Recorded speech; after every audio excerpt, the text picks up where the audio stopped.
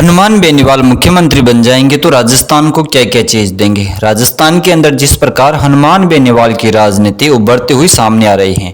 हनुमान बेनीवाल ने 2017-18 के अंदर राष्ट्रीय लोकतांत्रिक पार्टी का गठन किया और वहां से ही अब तक लगातार पार्टी के अंदर सक्रिय बने हुए हैं। हनुमान बेनीवाल की राजस्थान में एकमात्र ऐसी पार्टी है जो राजस्थान के युवा, गरीब वर्ग व जो गरीब कमजोर हैं उनके लिए हमेशा खड़ी मिलती है। राजस्थान के अंदर हनुमान बेनीवाल ने कई ऐसे हनुमान बेनीवाल तैयार कर दिए जो हनुमान बेनीवाल की भूमिका गरीबों के पक्ष में निभा रहे हैं। चाहे सामने कांग्रेस सरकार हो या फिर भाजपा सरकार, दोनों सरकार से ही डटकर मुकाबला करते हैं। हाल ही में हनुमान बेनीवाल जयपुर शहीद स्मारक पर 115 दिन से धरना दे रहे हैं। हनुमान बेनीवाल के उस धरने के पीछे क्या मकसद है?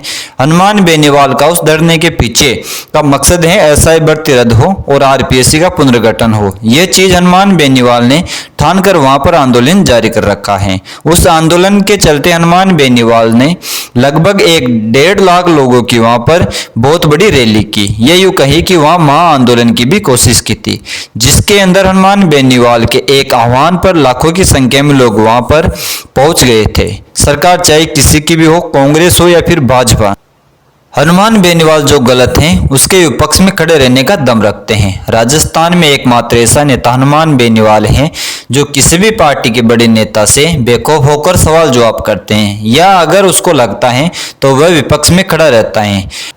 अभी प्रेजेंट में राजस्थान में बीजेपी सरकार है और केंद्र में बीजेपी की ही सरकार है, चाहे मोदी हो, अमित शाह हो या फिर राजस्थान में भजन लाल शर्मा हो। हनुमान बेनीवाल का सबका सामने करने के लिए तैयार रहता है। अगर हनुमान बेनीवाल के किसी भी सिपाही या कार्यकर्ता पर किसी भी पार्टी का नेता या सरकार कुछ गलत करके दबाव बनाने की कोशिश करती है तो हनुमान बेनीवाल उस पर तुरंत कार्रवाई करते हैं और अपने छोटे से छोटे कार्यकर्ता का भी पक्ष लेते हैं। हनुमान बेनीवाल का कहना व मानना है कि अगर सरकार का कोई भी नेता या पुलिस प्रशासन किसी के दबाव में आकर मेरे कार्यकर्ताओं को बिना काम परेशान करेगी तो वह मेरे से बिल्कुल भी सहन नहीं होगा। हर एक कार्यकर्ता मेरे लिए मरने मारने के लिए तैयार है और मैं उनके लिए जो भी करना पड़े करने के लिए तैयार हूं। सरकार इस भ्रम में बिल्कुल भी नहीं रही कि युवाओं के पीछे कोई नहीं है।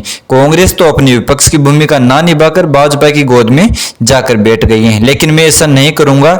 जिस प्रकार कांग्रेस अपनी नामर्दानगी दिखाकर बीजेपी की गोद में जाकर बैठ गई है, मैं ऐसा बिल्कुल भी नहीं करूंगा, नहीं होने दूंगा।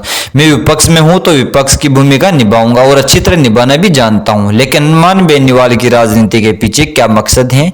हर एक नेता का कुछ न कुछ मकसद होता है। हनुमान बेनीवाल की जुबान पर हमेशा एक चीज रहती है, किसान और जवानों के लिए मैं कुछ भी करने गुजरने के लिए तैयार हूं।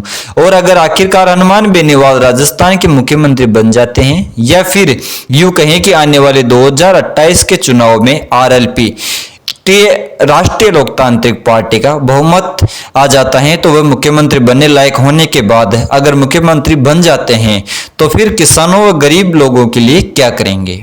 हनुमान बेनीवाल का साफ तौर पर कहना है कि अगर मैं एक बार मुख्यमंत्री बन गया तो राजस्थान याद रखेगा कि आया था कोई लड़ाका और किसानों की आवाज सुनने वाला जो बीजेपी और कांग्रेस को साइड में रखकर अपनी राज कर गया। और किसानों के लिए सबसे पहले मुद्दा उठाऊंगा किसान कर्ज माफी का। जितने भी किसान कर्ज में डूबे हुए हैं और बड़े बड़े कारोबारियों और बैंकों से उनका कर्ज मुक्त करवाने का काम करूंगा। दूसरा मेरा काम रहेगा टोल मुक्त राजस्थान और तीसरा काम रहेगा हर किसान को बिजली मुक्त में मिले, क्योंकि किसान ही एक अन्नदाता है। भगवान के बाद में दूसरा रूप किसान का ही माना जाता है। किसान खुद भूखा रहकर दूसरों के पेट भरने की योग्यता रखता है और इस किसान के लिए मैं सब कुछ करने के लिए तैयार हूं। आप क्या सोचते हो? क्या आने वाले समय में हनुमान बेनीवाल मुख्यमंत्री बन सकते हैं? अगर हनुमान बेनीवाल मुख्यमंत्री बन जाते हैं तो बीजेपी और कांग्रेस की तरह ही भ्रष्टाचार करेंगे या फिर जो अभी मुख्यमंत्री बनने से पहले हनुमान बेनीवाल दावा करते हैं उनको आगे भविष्य में पूरा करेंगे? आप हमें कमेंट करके जरूर बताना। वीडियो में जानकारी अच्छी लगी तो वीडियो को अधिक से अधिक शेयर करें और लोगों तक भी पहुंचाने का कष्ट करें।